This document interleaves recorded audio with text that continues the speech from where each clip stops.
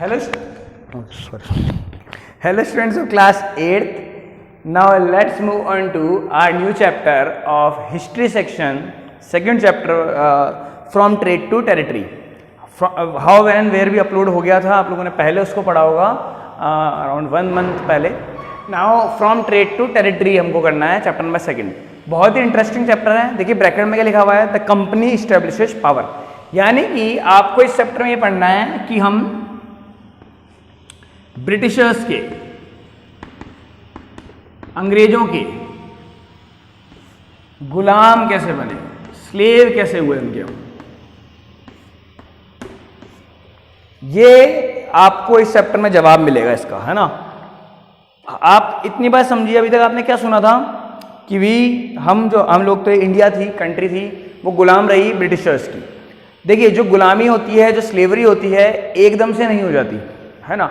हम किसी देश के अंडर आते हैं तो वो एकदम से नहीं होता कि आज ब्रिटेन ने सोचा और कल इंडिया गुलाम हो गया होगा. ऐसा नहीं होगा, एक प्रोसेस चली होगी पूरी. पहली बात तो कोई भी कंट्री ये सोच के दूसरी कंट्री में नहीं जाती कि हम इन्हें गुलाम करेंगे. और हमें भी कभी पता नहीं होता कि ऐसा दिन देखना पड़ेगा. इंडिया गुलाम हुआ ब्रिटेन का, उसकी एक पूरी प्रोसेस चली, और ये प्रोसेस कहाँ से स्टार्ट हुई, कहाँ पे एंड होगी, ये पूरे चैप्टर में पढ़ना है. बहुत इंटरेस्टिंग चैप्टर है, एक एक पार्ट बहुत अच्छे से पढ़ना है आप लोगों को. चलिए, तो ये तो मैंने बैकग्राउंड बताया चैप्टर का. मीनिंग चैप्टर का अभी आपको पता लग जाएगा, है ना. फ्रॉम ट्रेड टू टेरिटरी का मतलब क्या है. वैसे मैं हिंदी में अगर बताऊं तो ट्रेड का मतलब होता है व्यापार, टेरिटरी शासन, व्यापार से शासन तक. अब इसका मतलब क्या है हम करते हैं. देखिए बात आती है 1600 की, ठीक है, यानी कि आज से लगभग 500 ईयर्स पहले 1600 में एक कंपनी बनी, English east India company. English east India company के नाम से कंपनी बनती है ब्रिटेन में. कब? 1600 में. ब्रिटेन की रानी से ये एक चार्टर लेती है, CHARTER. चार्टर का मतलब एक परमिशन लेती है, जैसे लाइसेंस होता है, वही बात है. लगभग चार्टर लेती है किसका? ट्रेड करने का. और वो भी ट्रेड कैसा होगा? मोनोपोली ट्रेड होगा. क्या मतलब है इसका? मोनोपोली ट्रेड, व्यापार करने का चार्टर लिया है, परमिशन ली है, और भी मोनोपोली मतलब कि कोई और कंपनी नहीं आएगी. यानी कि 1600 में कंपनी बनी, इंग्लिश ईस्ट इंडिया कंपनी. कहाँ बनी? ब्रिटेन में. ब्रिटेन की रानी से उन्होंने क्या लिया? एक चार्टर लिया, परमिशन ली. किसके लिए? मोनोपोली ट्रेड के लिए. मोनोपोली का मतलब एक अधिकार. फॉर एग्जाम्पल, अगर ये कंपनी भारत में व्यापार करने आई है तो इसके अलावा कोई और कंपनी नहीं आएगी, कम से कम इस देश से, तो ब्रिटेन से. तो ये बात ध्यान रखना आप. और कंपनी आ सकती है दूसरे देश से, है ना, क्योंकि वो आएगी भी सही. अभी मैं नाम बताऊंगा तो आपको ये कंफ्यूजन ना हो कि ये तो मोनोपोली था ना. मोनोपोली मतलब कि कोई दूसरी कंपनी नहीं आ सकती थी, लेकिन आप दूसरी कंट्री का थोड़ी गारंटी ले सकते हो वो आएगी नहीं आएगी.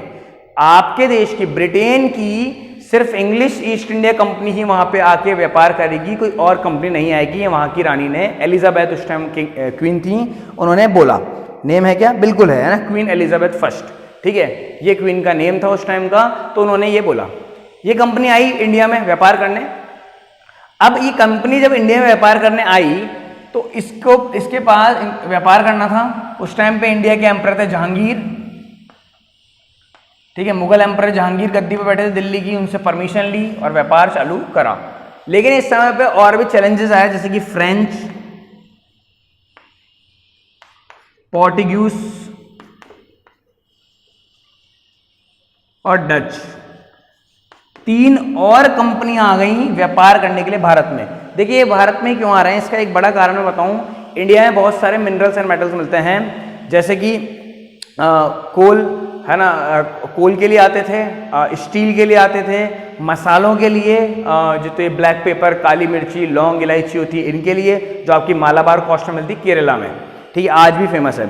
इनके लिए आते थे. चाय के लिए आते थे, टी के लिए, कॉटन के लिए आते थे, कपड़े के लिए, है ना. ये सब चीज़ें इंडिया में बहुत बड़ी मात्रा में मिलती थी. पॉपुलेशन बड़ी थी, लेबर भी आसानी से मिल जाती थी, फार्मिंग अपने हिसाब से करवा लेते थे, और सस्ती चीज़ें यहाँ से खरीद के महंगी चीज़ें वहाँ पे बेचते थे. इसलिए ये कंपनियाँ अट्रैक्ट हो रही है इंडिया की तरफ. कितनी? देखो 4 देशों की हो गई, English east India company, French east India company, Portuguese और डच, है ना. 4 कंपनियाँ हो गई. लेकिन कहानी यह है कि ये तीनों कंपनी ब्रिटेन के सामने नहीं टिक पाएंगी। अंत में तो ब्रिटेन ईस्ट इंडिया कंपनी ही भारत पे शासन तो नहीं बोलूंगा मैं, ट्रेड करेगी। शुरुआत में जब ये आए हैं बहुत सारे युद्ध होंगे इनके बीच में, है ना, खासकर इन दोनों के बीच में, फ्रेंच और ब्रिटेन के बीच में। ये पोर्टुगीज और डच तो ऐसे देख के निकल जाएंगे, है ना, ये लोग तो देख के डर जाएंगे ब्रिटेन की पावर, आर्मी, हथियार वगैरह देख के कि इनसे युद्ध लड़ना हमारे बस की बात ही नहीं है। फ्रेंच ईस्ट इंडिया कंपनी जरूर युद्ध लड़ेगी ब्रिटेन के साथ, 3-4 इनके बीच में वॉर्स होंगी, और लेकिन सब में क्या है, ब्रिटेन जीतेगा, और अंत में ब्रिटेन जीतेगा, मतलब सब में तो नहीं, ब्रिटेन जीतेंगे, और वो फ्रेंच कंपनी भी वापस चली जाएगी। तो लास्ट में कौन बचेगा, सिर्फ ब्रिटिश बचेंगे, है ना, ब्रिटेन बचेगा। तो फिर धीरे धीरे प्रोसेस चालू होगी। उसके बाद ये पोर्टुगीज और डच, देखिए गोवा है ना, गोवा वाला जो इलाका है आपका जो है वो पोर्टुगीज और वास्को डिगामा ने बसाया है गोवा, है ना। फ्रेंच और डच इनकी भी जो पावर थी साउथ में ज़्यादा थी, पुडुचेरी वगैरह, है ना, वहाँ पे। लेकिन ब्रिटेन धीरे धीरे करके जब इनको हराएगा, ये सब भग जाएंगे यहाँ से, सिर्फ ब्रिटेन ईस्ट इंडिया कंपनी बनेगी, ब्रिटिश ईस्ट इंडिया कंपनी बचेगी इंडिया में, वो पूरे भारत पे राज करेगी, है ना। लेकिन ये बहुत बात की बात है, जो राज की बात है ना, ये राज की बात मतलब रूल करने की बात है, वो बहुत बात की बात है। अभी तो सिर्फ ट्रेड चलेगा, है ना। मैं आपको पहले बार ये बात बोल रहा हूं, कोई भी कंपनी किसी दूसरे देश को गुलाम बनाने की सोच भी नहीं सकती, करना तो बहुत दूर की बात है। अभी कोई ऐसी ना इंडियंस को पता है, ना इस ब्रिटेन ईस्ट इंडिया कंपनी को पता है, ना क्वीन एलिजाबेथ को पता है कि आगे क्या होगा। अभी तो सिर्फ क्या हुआ है, व्यापार चालू हुआ है, ट्रेड चालू हुआ है। किसका? ब्रिटिश ईस्ट इंडिया कंपनी का। कहां पे? इंडिया में। कब मिला? 1600 में, 1600 में चार्टर मिल गया, परमिशन मिल गई ईस्ट इंडिया कंपनी को कि आप आके व्यापार करो, ठीक है। और मोनोपोली ट्रेड है, यानी कि ब्रिटेन की कोई कंपनी नहीं आएगी। लेकिन इनका क्या करें कि दूसरे देश आए, तो युद्ध लड़ना पड़ा ब्रिटेन को इन सबसे, और इन्हें हटा दिया गया। लास्ट में कौन बचा? ब्रिटेन ईस्ट इंडिया कंपनी ही बची, जो अब भारत में ट्रेड करेगी, व्यापार करेगी। तो आप लोगों को ये टॉपिक है बुक का first page, east India company comes east, है ना। यहां से लेकर और आप जब पेज पलटेंगे तो आपको टॉपिक मिलेगा East India Company begins trade in Bengal. उससे पहले तक रीड करना है, इतना मैंने इसमें कवर कर दिया है यही बातें हैं। लास्ट लाइन आपके है कि जो ये ईस्ट इंडिया कंपनी थी ब्रिटेन की, और ये सब ये आपस में ऐसे लड़ते थे जैसे चूहा बिल्ली का खेल हो, है ना। एक दूसरे के जहाज रोक लेते थे, है ना, कैसे न कैसे अड़ंगे लगाते थे, हिंड्रेंसेस, बैरियर पैदा करते थे कि दूसरी कंपनी ट्रेड कर ही ना पाए, ठीक है। तो वो भी उसमें लिखा हुआ है।